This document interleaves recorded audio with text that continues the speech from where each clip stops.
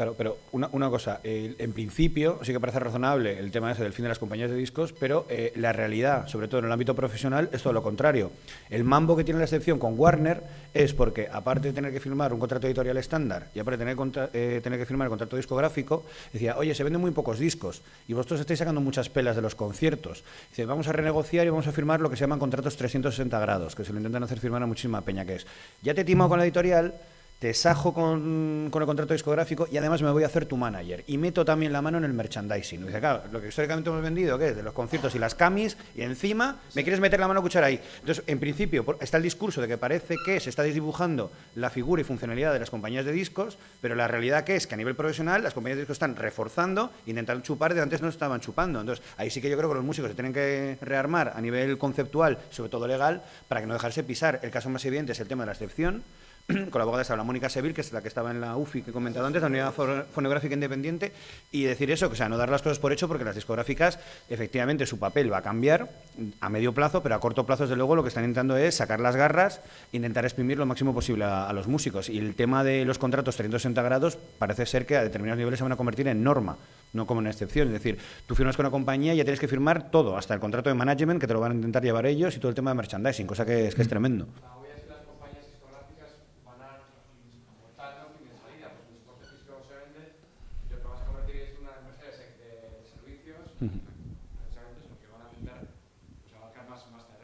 Es como le oía el otro día a uno ya de la editorial del libro, es decir, que ellos ya lo de la venta del libro casi lo van a dar por perdido y que se van a convertir en managers de los escritores. O sea, vuelve a lo mismo. Organizándole los bolos, ¿no? De las charlas que pueda dar Reverte o de la demás. O sea, ellos también son conscientes que la venta de libros, pues es que es prácticamente...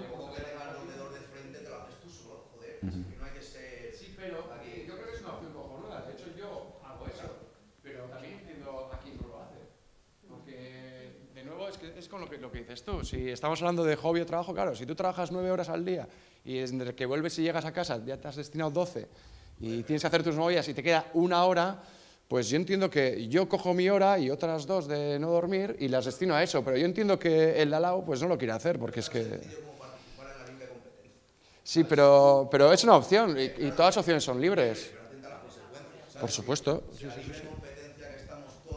No, sí.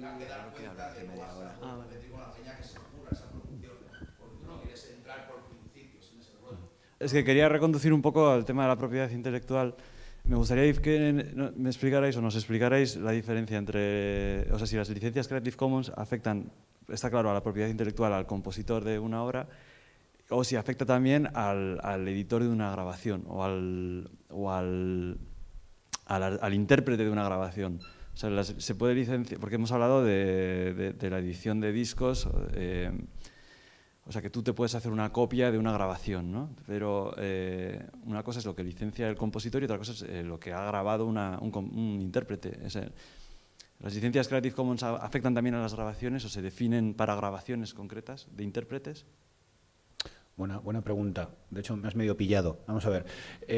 Las entidades de gestión, está la SGAE, que es la Sociedad General de Autores y Editores, ¿de acuerdo? Es una especie como sindicato vertical, que están obreros y patronos, bueno, pues están los autores y los editores. Y luego está Artistas, Intérpretes, Ejecutantes, que es de Luis Cobos, que es AIE, ¿de acuerdo? Y esos gestionan los derechos asociados a quien interpreta una canción. Entonces, efectivamente, tú puedes tener una canción que sea Creative Commons, ¿de acuerdo? Y tú la publicas a través de una editorial. Bueno, pues el soporte físico de esa canción, digamos que ahí habría tres cosas en juego. Es un poco complejo, a ver si lo resumo bien. Por un lado está el autor de la canción, que la canción puede ser Creative Commons. Luego está el intérprete.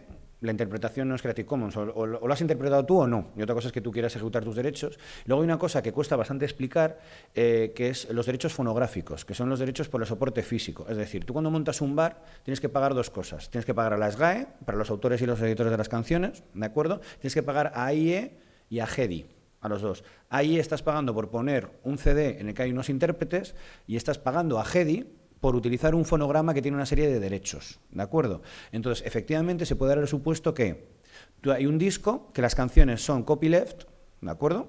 En la forma que sea, como lo habíamos explicado en la tabla, pero puede que los intérpretes de ese disco quieren que la GEDI recaude dinero por ellos y tú puedes coger, hipotéticamente tú podrías hacer, sacar un disco en Sony, de acuerdo, con canciones copyleft. Entonces Sony está en Agedi, entonces habría unos derechos asociados, ahí el copyleft no afectaría al tema de los intérpretes por un lado, pero tampoco afectaría al tema de los derechos fonográficos asociados a los derechos que tiene sobre el fonograma Sony. Sí que es cierto que la gente que suele crear con Creative Commons está en compañías de discos o formas de distribuir que no tiene sentido lo de la IE y lo de Agedi, pero que no se excluye automáticamente. No sé si... Sí, nos lo explica muy bien. En el fondo son licencias para el autor, es decir, como él ha dicho, hay unos derechos conexos que son de los interpretantes y los ejecutantes, que en el fondo lo que afectan las licencias son al propio autor, es decir, el autor decide sobre su propia autoría y lo que se puede hacer o no, es decir, de la composición, es decir, de esos mismos. Claro, tú si eres, puedo entender bien que si eres un ejecutante de una obra copyleft, pues te tendrás que basar en cierta forma a lo que dice eso, y si la duda es de si es viral, es decir, si tú puedes hacer una obra derivada, que sería, claro, ejecutar, ¿qué significa ejecutar una obra? Que ahí estaríamos diciendo que sería ejecutar una obra de un artista copyleft, ¿no? Pues en cierta forma sería generar una obra derivada, pues porque una cosa sería la música y la otra cosa entiendo yo que sería la canción, y si esa tiene una viral, yo entendería que tendría que ser con una licencia posterior también que no fuese cerrada, o sea, que sí genera, pero sí que tenemos que ser conscientes que se está hablando eso de licencias de los propios autores que en cierta medida van a ejecutar, y que hay esos derechos conexos que yo entiendo que en ciertos aspectos van a tener que acogerse a una licencia, a la licencia que establece ya de por sí la base, ¿no? Pero que ahí entran, como muy bien ha explicado, diferentes jugadores que en un afecta u otro les va a poder afectar esa licencia. Claro, mira, te pongo un ejemplo. Mozart está en dominio público, ¿de acuerdo? Pero tú de repente coges una grabación de Von Karajan en la Filarmónica de no sé dónde, tal y cual, coges esa grabación y te pones a redistribuirla, llega la compañía de discos de turno y te cruje. Dice, sí, no, Mozart es libre, dice, pero los intérpretes tengo un contrato con ellos, no sé qué, no sé cuántos, y además estás utilizando una grabación que pagué yo, que distribuí yo, etcétera, etcétera, por lo tanto, pum, voy a por ti. O sea, entonces el tema del copyleft alude a los autores, luego eso, lo que ha comentado, los derechos conexos son los intérpretes y los derechos fonográficos, que son muy poco conocidos, porque tú, por ejemplo, cuando alguien monta un bar, hay peña maja que sí que entiende pagar a la SGAE, aunque tenga mala fama, porque dice, bueno, algo le llegará a los músicos, desde luego ninguno de mis colegas ni ninguno de los grupos que yo pongo aquí tal, pero bueno, llega la gente, bueno, va, pues lo pago. La que la gente no entiende es pagar por los intérpretes y menos pagar por los derechos fonográficos. O sea, la gente sí que flipa cuando tiene que pagar a Agedi. No, y también quería decir que ahora con todo el tema no casi en la música, pero con todo el tema de la digitalización de los contenidos y las bibliotecas, lo que se está recayendo es que muchas cosas que están en dominio público, si vais ahora a la página web de la biblioteca digital, de repente vuelve a tener derechos. ¿Por qué? Porque la edición de esa obra que está en dominio público revierte unos nuevos derechos que son de edición, que son de 25 años desde la publicación de las obras. Dicen, es que sí, vale, el contenido de dentro es dominio público, pero esa forma de editar esa música tiene derechos de propiedad, pues porque es el editor el que los ha ejecutado y los ha hecho, digamos, que esa obra sea así, ¿no? Claro, por eso la SGAE va a los institutos y quiere recaudar cuando se quiere representar el alcalde de Zalamea. El alcalde de Zalamea es libre, no el texto concreto que se ha actualizado, etcétera, etcétera. Entonces, no existen licencias copyleft sobre una grabación, o sea, o un editor de un libro. Claro, es que como editor del libro, él puede ejercer, como el editor del libro supuestamente tendrá los derechos de todas las obras, de todos los autores que han escrito la obra, él puede, como titular de los derechos, licenciarlo como quiera. Es decir, no tengo caso de hacer podrías utilizar, sí, podrías utilizar, de hecho se ha hecho, imagínate, se ha escrito un libro, que es el ejemplo más, con diferentes autores, los autores han dicho que sus textos sean con licencia copyleft solo de reconocimiento y sin usos comerciales. La edición, por supuesto, revierte unos derechos y puede ser, bueno, de hecho tendría que ser según una edición que cumpla con el reconocimiento y con los usos no comerciales. ¿Qué es lo que sería? Es decir, el editor puede decidir, no, también se tiene que acoger a la licencia de los propios autores. Claro, pues como en un libro, en principio, para una edición de un libro hace falta un soporte físico, aunque el libro... Claro, es un tema bastante complejo de definir, ¿no? Pero un editor es más, necesitas un papel para tener ese libro, porque si fuera digital exclusivamente, una edición digital Bueno, también es lo mismo, también hay que hacerla, ¿no? Da igual, o sea, al final el formato es Ya. lo de menos. Está una Vale. cosa, lo que es que también en propiedad intelectual una cosa es la obra en sí y otra cosa es dónde está la fijación de la obra. O sea, que ya además las creaciones te dicen que pueden ser, que son objeto de protección, sea en soporte tangible o en intangible, es decir, una creación artística es cuando dices entras a un museo y ahí está en vacío todo, no, es que eso es una creación, el vacío es una creación. Y dices, vale, ¿y eso cómo se protege? ¿No? O sea, que el formato tiene su importancia y a su vez no tiene importancia, porque es la obra en sí la que tiene derechos de propiedad. Se entiende muy bien con un graffiti, es decir, imagina el típico grafitero que hace un graffiti, viene el ayuntamiento y tira el muro. Pues ha habido una sentencia de derechos morales por ese graffiti, porque estaba en un muro y el ayuntamiento lo ha tirado y ha recibido un derecho moral por su integridad a la obra, porque eso estaba, y te dicen, claro, joder, pero es que el muro era del ayuntamiento ya, pero es que una cosa es la obra y otra cosa es el formato, en dónde está incluso la obra, ¿no? O sea, son discusiones, o incluso yo también cuando hablo de los intérpretes y ejecutantes, para entenderlos, en el jaleo que hubo con el puente de Calatrava en Bilbao, bueno, pues eso, que se hizo el puente de Subisuri en Bilbao, que es de Calatrava, por supuesto, bueno, se paga, jaleos entre el tal, viene el ayuntamiento y hace una modificación del puente para hacer un anexo, sin pedir a Calatrava autorización. Dice, ojo, Calatrava, los abogados otra vez, ¿cómo no?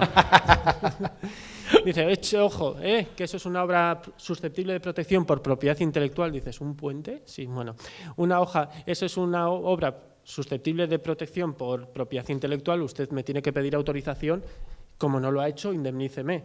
En primera instancia le dice sí, en primera instancia el juzgado le dice sí, eso es una obra susceptible de protección, pero no tienes derecho a la indemnización, pues porque ahí el servicio público está por encima de que uno pasen a otros.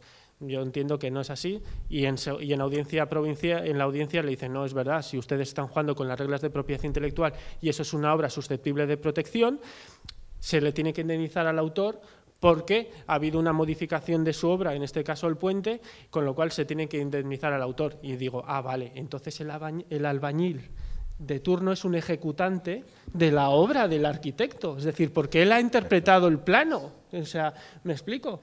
Entonces el albañil es un artista. Y la creación es el plano, pero el puente es... El puente es del que lo ha interpretado, con lo cual el albañil también tendría que recibir esos daños.